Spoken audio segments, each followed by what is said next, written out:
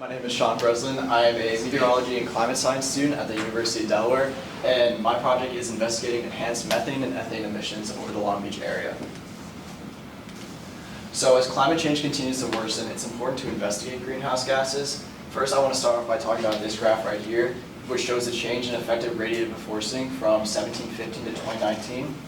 This y-axis right here is about the atmosphere from 1750, and then the bar graphs on the left and right show if a gas has contributed to a warming or cooling effect on the planet. These warm colors is warming, and these cooler colors over here are cooling effects. As you can see, the dominant one right here, the dominant warming effect is CO2, and of the second most highest that warming effect is methane, which is this red box right here.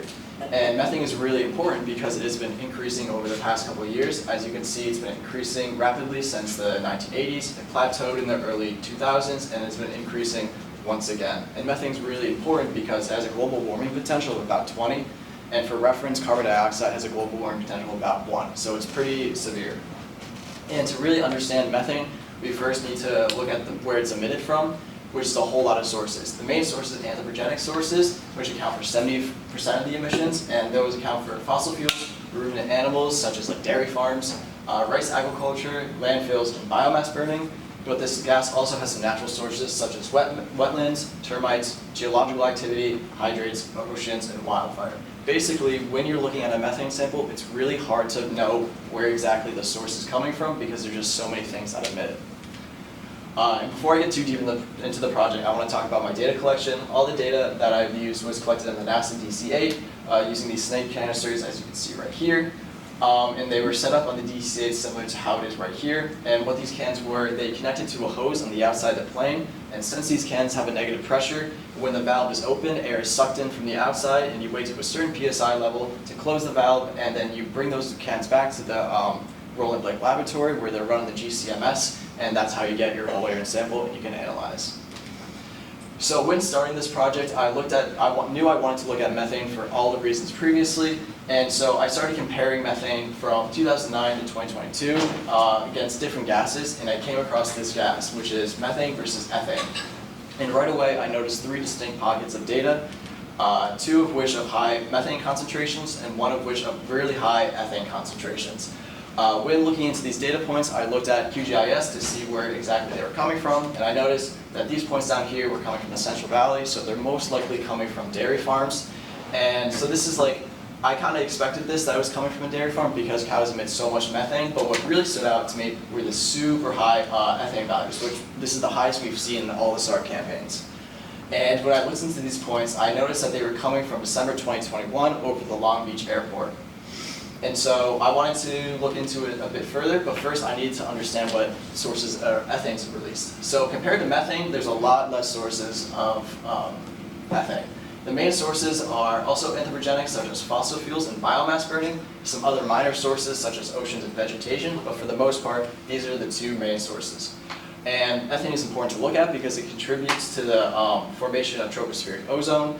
And what's also of note is that all major ethane sources are shared with methane sources. This is a fact that we'll come back to in a couple slides. So when looking at the December 2021 data at Long Beach Airport, I noticed that they were all from the low approaches in this area. And you can see that the methane, the darker ethane spots correspond to the darker ethane spots. And vice versa, the lighter colors correspond with the lighter colors. So I knew there was something going on here, so I decided to plot these 2 graphs like the previous one. And I found this graph, which has an R-squared value of 0.97, which is a very strong correlation to each other. And as you can see, as methane goes up, ethane goes up. And one thing of note I want to point out is this slope right here, which is basically saying for every 100 methane molecules, there's about 3 ethane molecules. And so since they have a strong correlation, I wanted to see how we can predict this.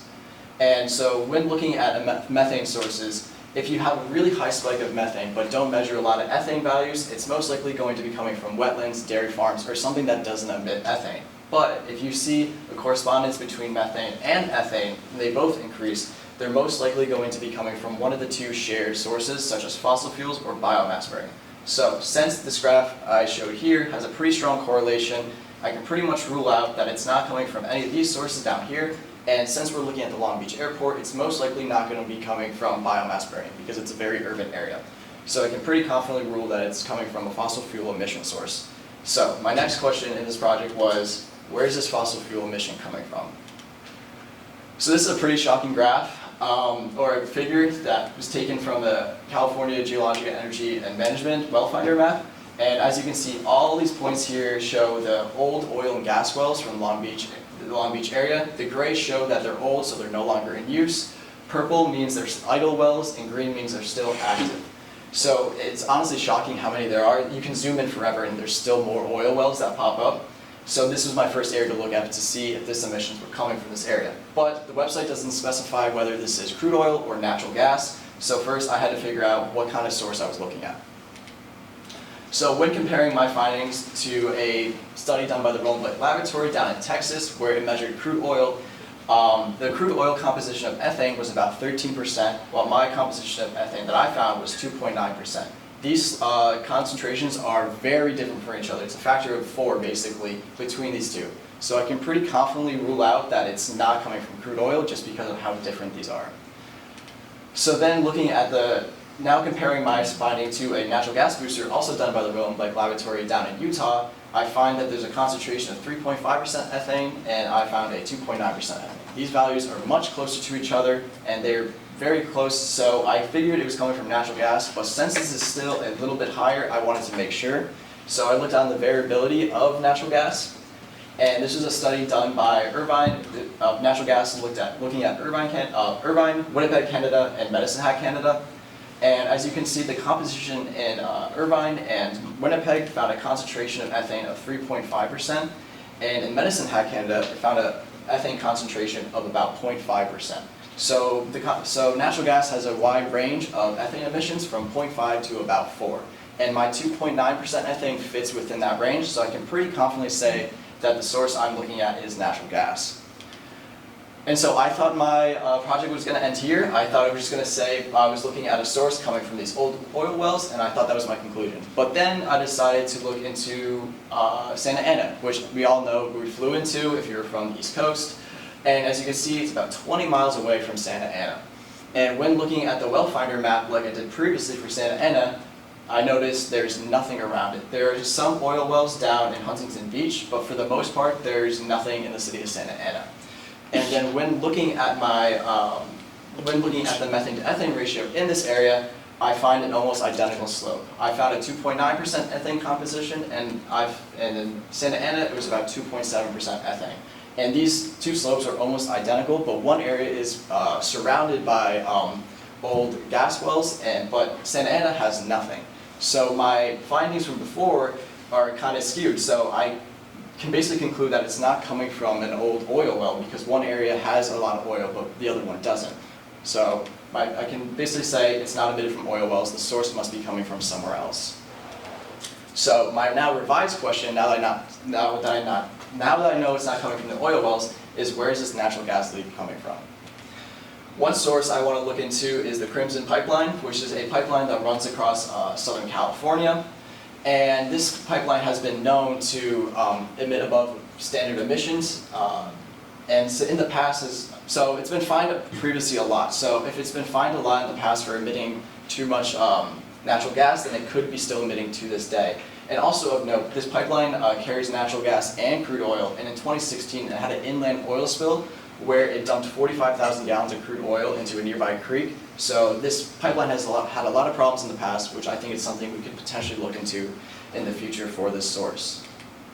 Another thing I want to look into is the faulty household sources. So the dark red colors here show low-income areas, and the dark green colors show high-income areas. And this is a map of Long Beach and Santa Ana.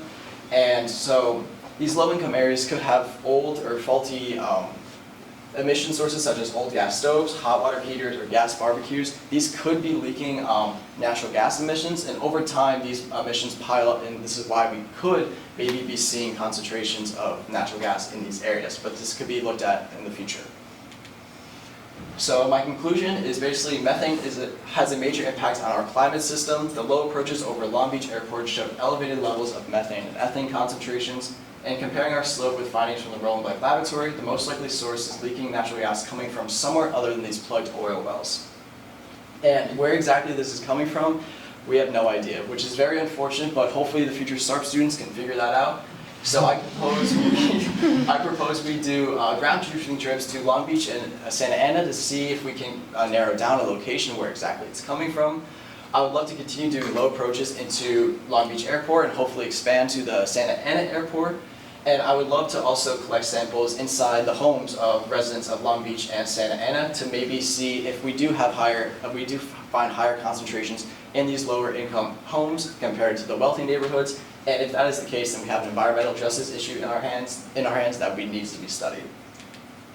So I would like to thank Dr. Don Blake and Katie Paradero for all their help for this project. You guys have been helping immensely, and I really appreciate it. And I'd also like to thank Dr. Barry Leffer for meeting with me while you were on vacation to talk about the high-split model and my project in general. It was a super big help, and everyone else on this list I want to thank. Any questions?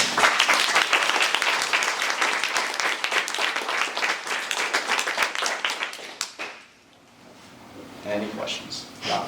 Do you think that wind played a role in the methane emissions in Santa Ana from Long Beach at all? Because I believe it was a little bit less of a concentration, but do you think maybe transported it to it? Because they're relatively close, yes. Yes, so one of the initial parts of my project was looking at the high split model and see where the wind directions were coming from.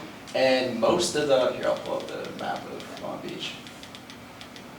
Most of the winds were coming from the ocean to Long Beach. There was not a lot of wind going in this direction.